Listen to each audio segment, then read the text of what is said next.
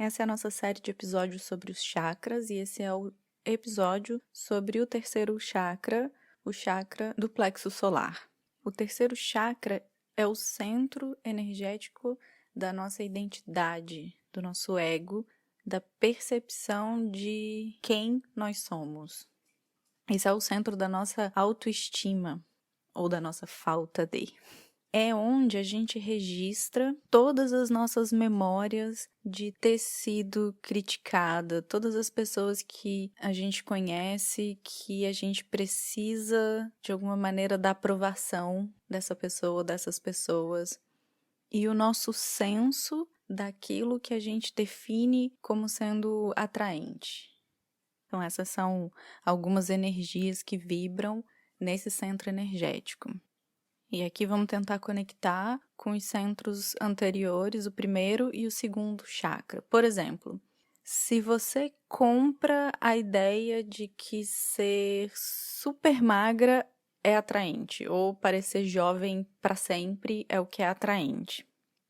Na prática, energeticamente falando, isso seria o abandono da expressão mais positiva, que seria de autoexpressão autêntica, autodeterminada, desse centro energético e a conexão direta com as determinações do primeiro chakra, que são as determinações da tribo, da sociedade.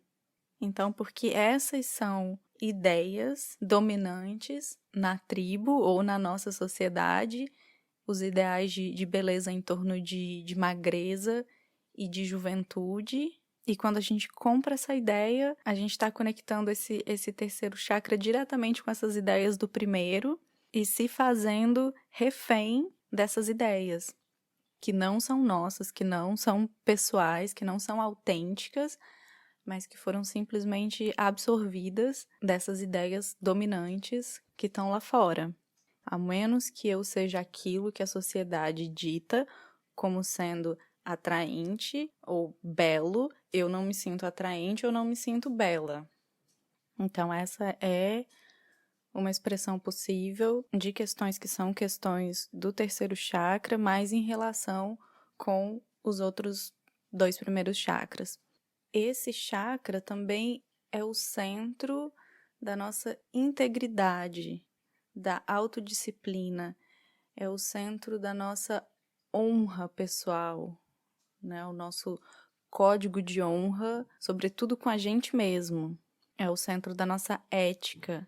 Expressa também, ou localiza também aquilo que a gente negocia na gente mesmo, aquilo que a gente está disposto a ceder ou não.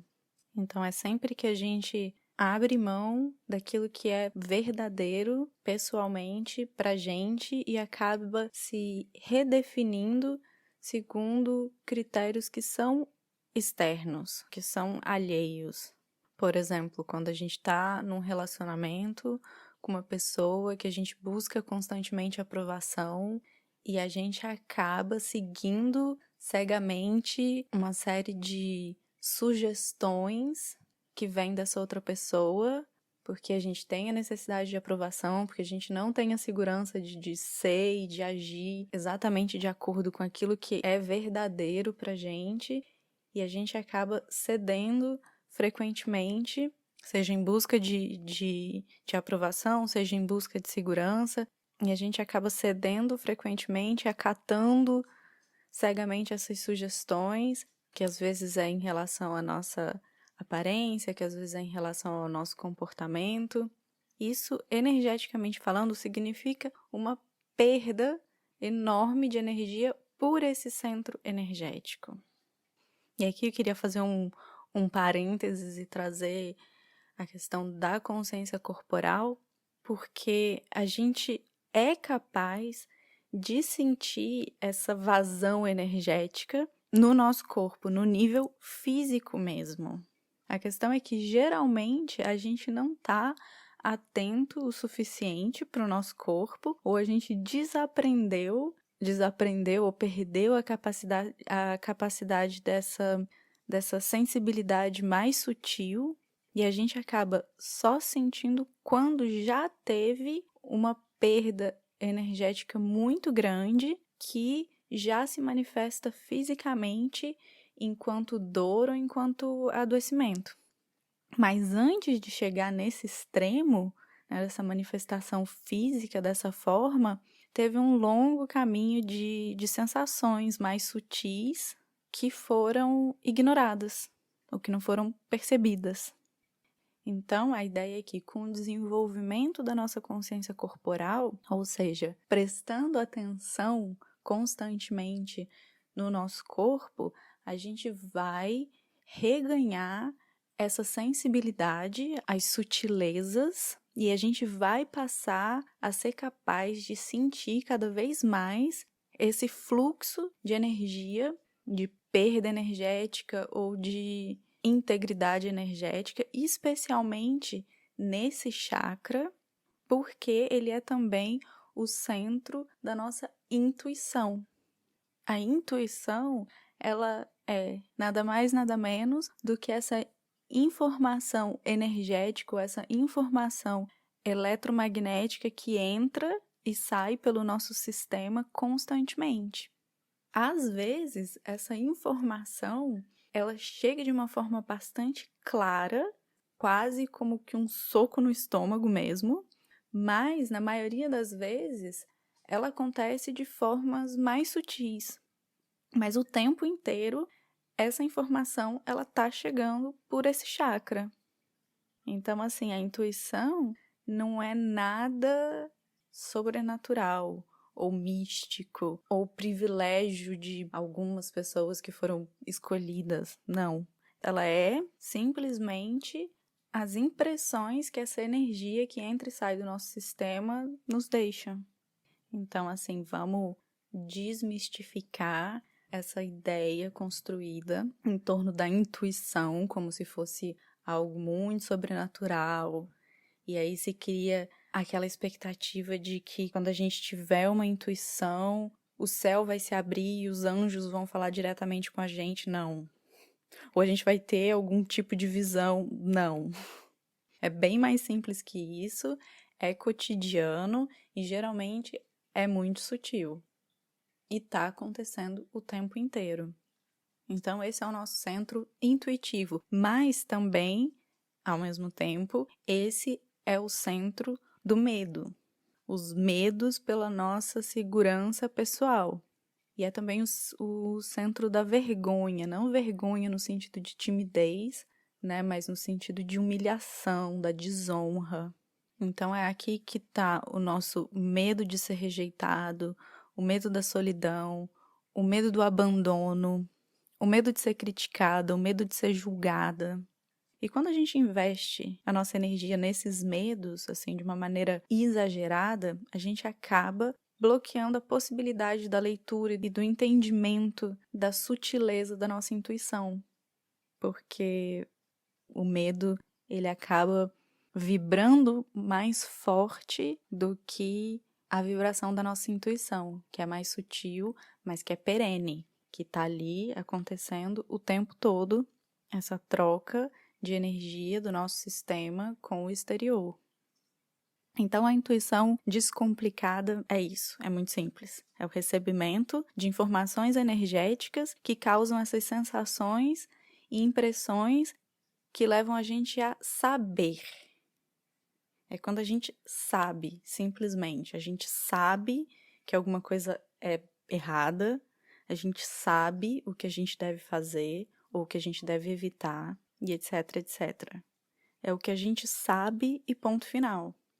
Então, a gente recebe aquela informação energética, a gente tem as sensações, a gente tem as impressões, a partir disso a gente sabe, mas aí entra o medo e a insegurança. Também moram nesse mesmo chakra. E o medo e a insegurança, eles geralmente vão se sobrepor a esse saber que vem da intuição. Aí a gente vai começar a elaborar mentalmente uma série de justificativas, de desculpas, de questionamentos e colocar em dúvida aquilo que no fundo, a gente sabe e a gente sabe que sabe. E essa é a principal forma que a gente corta esse canal que é a intuição, que na verdade nunca é de fato cortado, ele está sempre operando, sempre disponível para ser ouvido, mas a gente perde essa conexão. E é nesse chakra também que a gente gradua do físico e começa a entrar numa esfera mais espiritual. No primeiro chakra, a gente vai receber todas as impressões da tribo. No segundo chakra, a gente começa o nosso processo de individuação em relação à tribo, e isso se conclui no terceiro chakra. E é quando, idealmente, a gente constrói uma noção forte e definida do que é o eu, da nossa identidade, do nosso ego saudável. E isso quando a gente percorre esse caminho energético de uma forma plena e saudável. Quando esse caminho não foi tão pleno assim, aí aquelas questões mal resolvidas das esferas derivadas dos outros 2 chakras vão afetar a expressão desse terceiro chakra. Na verdade, eles se afetam todos constantemente, mas como a gente aqui está tentando relacionar o terceiro chakra com os outros, então essas questões vão afetar o nosso senso de quem nós somos, vão afetar a forma como a gente se define, a forma como a gente se sente em relação a nós mesmos, ou seja, vão afetar a nossa autoestima e a nossa autoconfiança. Então, qualquer questão que a gente traga da nossa infância para a nossa vida adulta, questões não resolvidas que a gente traz da nossa experiência familiar ou comunitária, vai afetar necessariamente o nosso processo de individuação de alguma maneira. E quando eu digo resolvida, eu não quero dizer praticamente resolvida. É aquela resolução interna, né, dentro da gente. Tem situações do passado que simplesmente não dependem da gente para serem resolvidas, ou até que não tem resolução prática possível. E ao mesmo tempo existem questões que foram resolvidas na prática, mas nem de longe foram resolvidas internamente, e a gente continua carregando o fardo da memória dessas experiências até o presente. Isso só para trazer mais um fator e dar mais uma pincelada nessa interconexão entre os chakras e a forma como eles se afetam. Esse é o centro também da nossa integridade e comprometimento. Se você dá sua palavra, você cumpre. Não porque tem receio do que os outros vão pensar, mas porque você sabe das consequências energéticas do não cumprimento. A gente tende a honrar os compromissos que a gente assume com as outras pessoas, mas a gente tende a não honrar da mesma maneira os compromissos que a gente assume com a gente mesma. E esses, de alguma maneira, são até mais importantes, porque se a gente honra os compromissos que a gente assume com a gente mesma, a gente vai honrar o compromisso com os outros, né? As nossas promessas com a gente mesma, elas são internas, elas são íntimas. Ninguém sabe, ninguém vai cobrar a gente, ninguém vai julgar pelo não cumprimento delas. Então, se a gente chega, ou quando a gente chega a esse nível de honrar com integridade os nossos próprios compromissos mais íntimos, todo o resto vai expressar de acordo em relação a outras pessoas também. Mas aí não pelo receio do julgamento, da crítica alheia, mas por aquele mesmo senso de integridade que não vai permitir que a gente falhe nos nossos autocompromissos. E cada vez que a gente assume um autocompromisso, por exemplo, de ter uma alimentação mais saudável, de fazer exercício físico, de não se envolver em certas dinâmicas de relacionamento e etc, cada vez que a gente fura um desses compromissos, a gente perde energia por esse chakra. E a gente sabe e se sente mal por isso. A gente se sente mal não só porque a gente sabe que aquela quantidade diária de açúcar refinado, por exemplo, faz mal para o nosso corpo, mas também porque a nossa intuição está gritando para a gente que a gente não está honrando a promessa que a gente fez, que é uma outra maneira de traduzir essa perda energética que acontece imediatamente através desse chakra, assim que a gente quebra qualquer compromisso, que a gente perde a integridade da nossa palavra. E existem também outras maneiras da gente quebrar a integridade da nossa palavra, que também se conectam nessa região do corpo. Cada vez que a gente não é completamente sincero, que a gente dá uma opinião modificada para não se comprometer, por exemplo. Cada vez que a gente é crítico em relação a uma outra pessoa, ou mesmo autocriticismo, cada vez que a gente julga, todas essas são formas da gente quebrar a nossa integridade, a integridade da nossa palavra. Fisicamente, a manifestação mais comum de desequilíbrio no terceiro chakra são problemas digestivos. São problemas digestivos, problemas de fígado, pâncreas e também problemas metabólicos. Então, algumas práticas e hábitos para ajudar a fortalecer ou pelo menos não enfraquecer ainda mais essa região, esse centro energético, especialmente quando já existe uma manifestação física, como dor, desconforto ou o adoecimento, são tomar bebidas em temperatura ambiente e não geladas. O elemento desse chakra é o fogo, e bebidas e comidas muito frias, o gelado tem um impacto direto no elemento fogo. Então, evitar o gelado. Evitar comer em excesso e também evitar grandes quantidades de líquido durante as refeições. Muito líquido dilui os ácidos digestivos e dificulta a digestão. Bebida alcoólica, por sua vez, deixa o ambiente digestivo excessivamente ácido. Também se evitar. Evitar comer entre as refeições, dar um tempo de descanso para o estômago entre as refeições.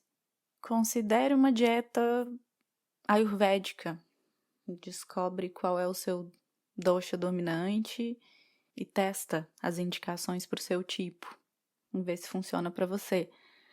A técnica da respiração do fogo, que é aquela respiração yogi bem rápida, que você, respirando pelo nariz, enche o abdômen de ar e, contraindo o abdômen, solta o ar, fazendo isso repetidas vezes por no mínimo 1 minuto diariamente. É uma técnica de respiração que vai fortalecer o sistema digestivo, que vai ajudar a fortalecer esse chakra e tem inúmeros outros benefícios. Para quem não conhece, é uma técnica de respiração bastante conhecida, é fácil encontrar numa pesquisa rápida na internet.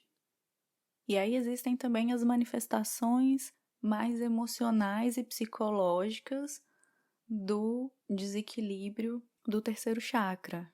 E algumas delas são a dificuldade de se autoexpressar livremente. E aí nessa dificuldade pode se manifestar como uma expressão que acaba sendo ou muito agressiva, ou muito rígida, ou muito controladora, por exemplo.